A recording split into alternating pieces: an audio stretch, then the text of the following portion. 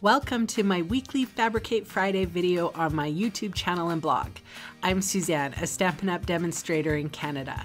Today's video is all about paper crafting. I'm here to share how easy it is to make a 3D project. I also sell the products I feature in this video. I hope you enjoy my free video tutorial, and I would love to see you shop with me. So this is the box I'm going to share with you today. It's a faceted box and it opens like this. And it's pretty cute. So I got a parcel recently from one of my customers. Her name is Bonnie.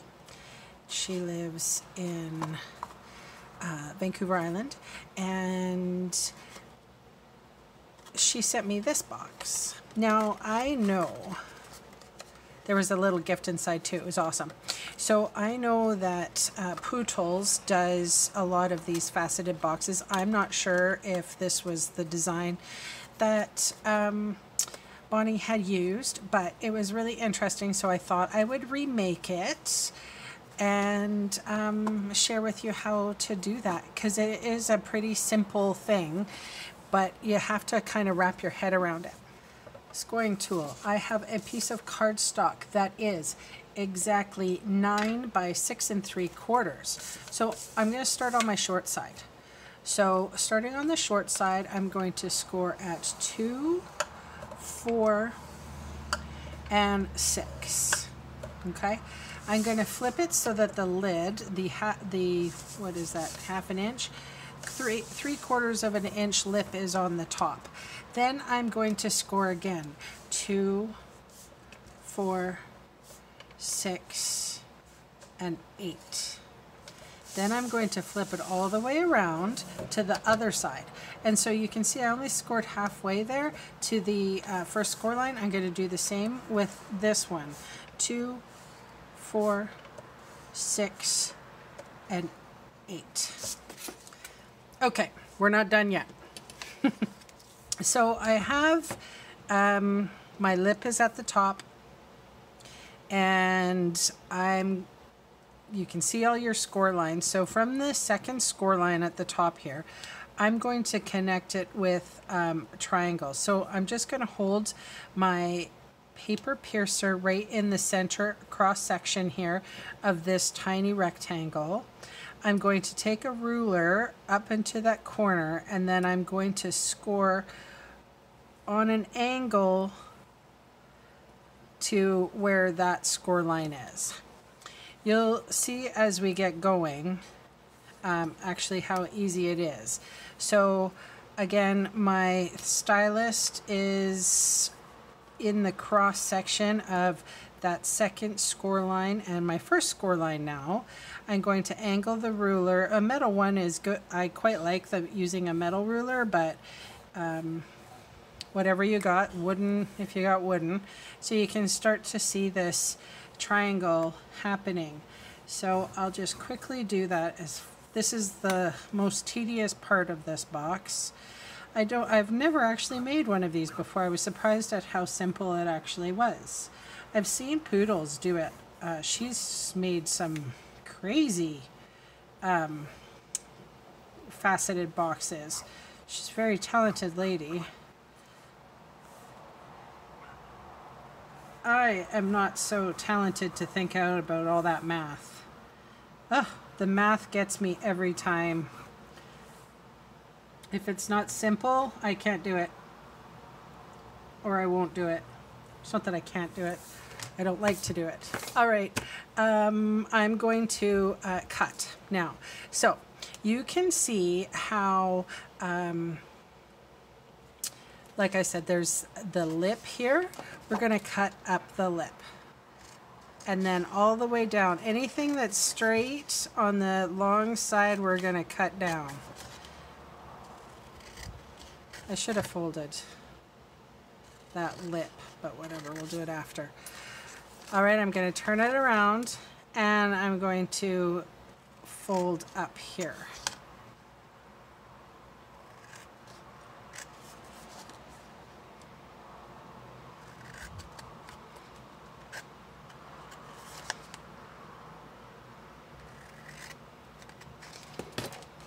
Okay, so we're going to get rid of this piece, but just the rectangle, don't take anything off of here. And then we are going to, basically, we're going to take off this half triangle and that rectangle. Boop. Okay, so now,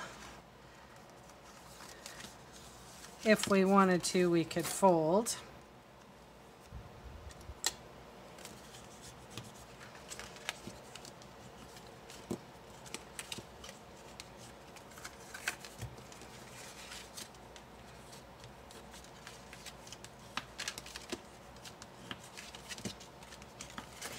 All right, and speaking of folding, now we've got to fold our triangle pieces. So this is, if you've scored deep enough, it's easy enough to fold.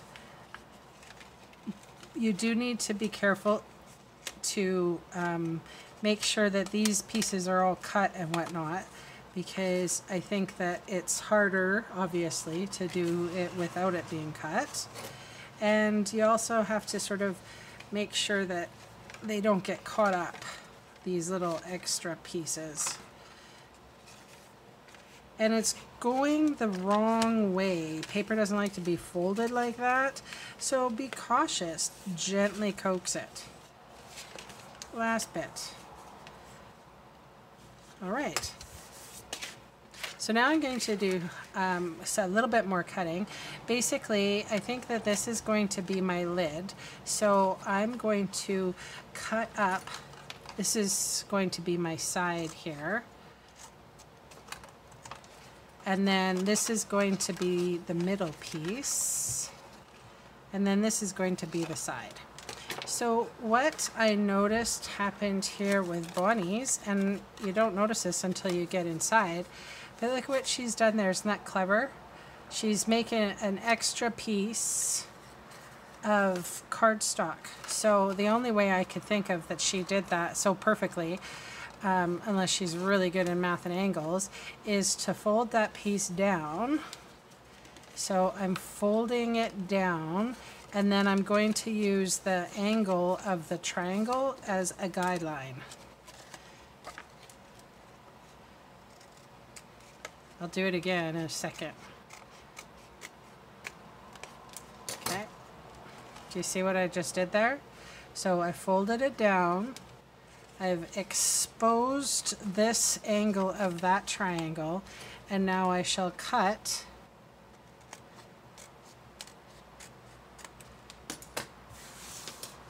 and then we're left with a front piece that is really sturdy.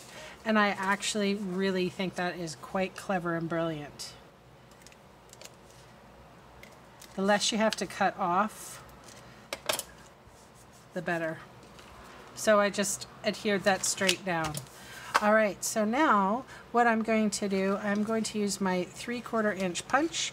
I'm just going to punch out a thumb hole on each of these sides. You don't really, from what I gather on this particular box, is you don't want to edge in on any of these. You want to take off that score line and make sure that the sides are perfectly straight.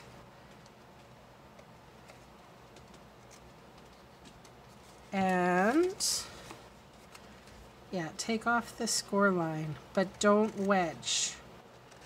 Because I think in order for this box to hold its shape, it actually requires the lips. Because if those tabs weren't there, it would be pretty wonky. I'm just going to take a chance and hope that my little wedge on the lip here is a good one. All right, so let's think about this. If that's going to be our front or our back, this will probably be our front, so those two are our sides. I actually am going to cut these down a little bit. The bottom just seemed really bulky to me, so I'm We're gonna have something that looks like that. All right, so I have an amazing new stamp set called Detailed with Love. And I'm using this image here and I love it. It's brand new. And I'm just gonna use my Versamark. I thought about embossing because this little box has gold foil on it. But I thought, you know what? I haven't used this. And I haven't used this technique either in a really long time, just using Versamark as an ink. It's always got to have embossing powder on it, and it's a really cool tone-on-tone look. It's called a watermark. So I did one flower on every facet. All right, now here comes trouble. I'm teasing. I find that dry adhesive sometimes doesn't get right to where the corners that I need to be, but I don't do too badly with the fast fuse. So I have fast fuse on that 1/2 of a triangle. Now, because it's not really even, you have to wing it, and you're going to have to bring these two pieces together and marry them up. My thumb's underneath, so it's trying to catch everything. All right, so I'm going to close these guys, the lid on top. Sorry, I'm going to close the flap so that I get this faceted box square. All right, so now I'm going to put in those two flaps. I get to put this one and this one down. So I'm going to use what I call the adhesive U. So, and yeah, try to get to the very edge here. And an adhesive U on this one.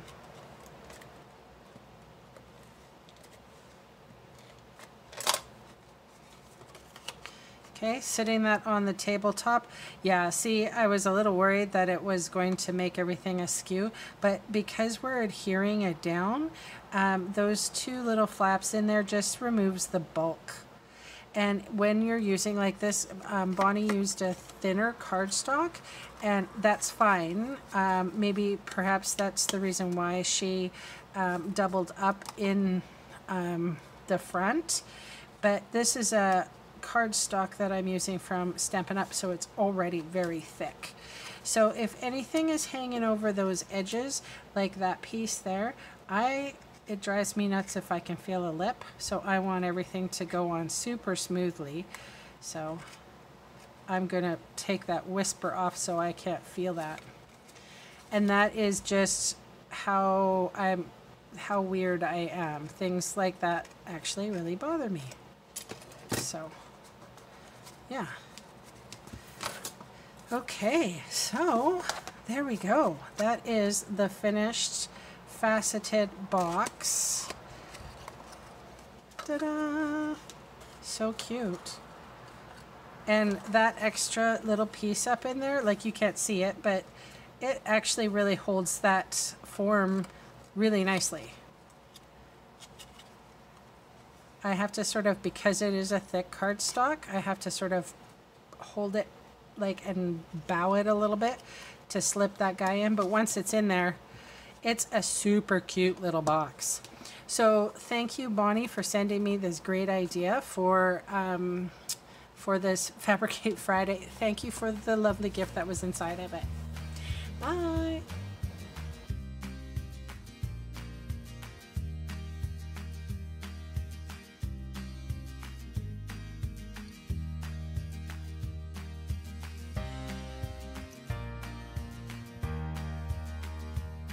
Hey, thanks for sticking around to the end of the video. On screen are 2 more videos for inspiration. Click on the maple leaf for my blog, or click on me to subscribe to my channel. Thanks again for watching.